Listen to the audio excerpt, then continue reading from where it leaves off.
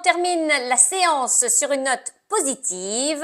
Parmi les valeurs qui se sont distinguées ce mardi, on retrouve Carrefour.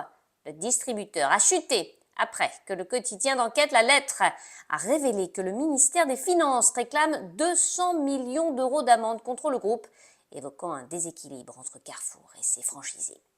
Alstom, le groupe industriel, a de son côté reçu une nouvelle commande d'un client européen dont l'identité n'est pas divulguée, pour un montant total d'environ 670 millions d'euros au cours du mois de juin 2024.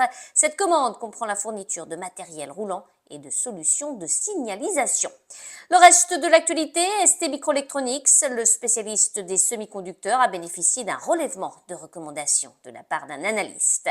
Renault, le constructeur automobile, a annoncé que sa filiale Dacia prévoit de doubler son chiffre d'affaires entre 2022 et 2030, provenant pour moitié du volume et pour moitié du mix et du prix, tandis que les coûts fixes devraient augmenter légèrement au cours de la même période.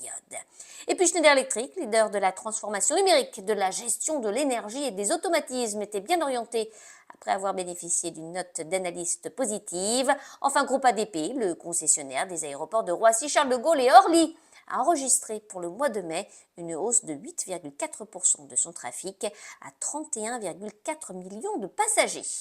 À New York, Sabrina Cagliosi pour Trading Central. Je vous souhaite une très belle fin de journée à tous.